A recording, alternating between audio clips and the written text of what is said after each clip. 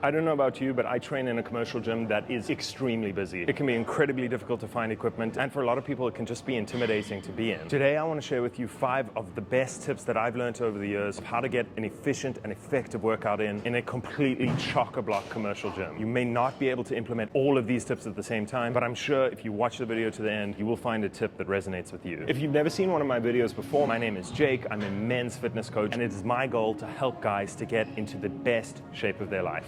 Let's get into it. I think the worst thing that you can do if you're trying to train at a busy commercial gym at a peak time is walking into the gym with no plan. You'll probably end up floating from machine to machine and have a random, ineffective workout. This is a fundamental tip for anyone looking to make progress in the gym, that you need a plan, but I think it's especially true if you're training in a busy gym. Before you walk into the gym, you need to know the exercise selection, the exercise order, the number of sets, the number of reps. This way you can make sure you're staying on track, and you also know when the workout is over. It's not when you just randomly feel like leaving. The workout is only over once you've finished all of your sets. This tip will allow your workouts to be both efficient and effective for building muscle when training in a busy gym. My second tip for training in a busy commercial gym is to use non-overlapping supersets. Supersets are 2 exercises done back-to-back with no rest in between them. What I mean by non-overlapping is choose 2 exercises that don't use the same muscle groups. This can mean biceps with triceps, quad isolation with hamstring isolation, an upper body exercise with a lower body exercise. It can also mean supersetting a machine with a free weight exercise. You can also superset an exercise where you use some sort of machine or free weight with a body weight exercise. Because there are no overlapping muscle groups, your performance on the second exercise shouldn't be affected by doing the first exercise. Also, a full body training split will allow you to get the most out of your supersets. In my opinion, this is the best possible use of time and space in a commercial gym. Use this tip to finish your workout in half the time and train efficiently in the context of a really busy gym.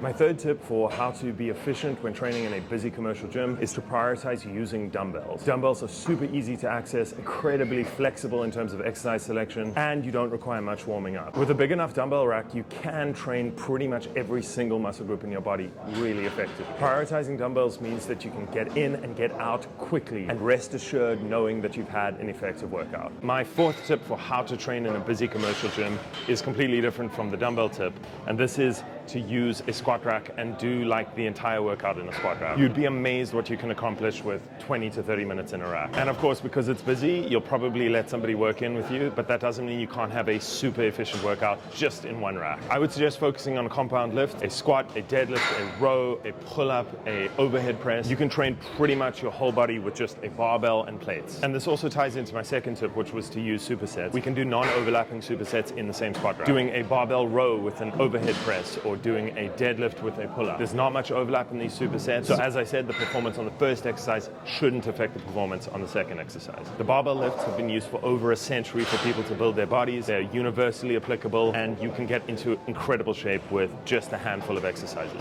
So my fifth and final tip on how to train in a busy commercial gym efficiently and effectively is actually a double whammy.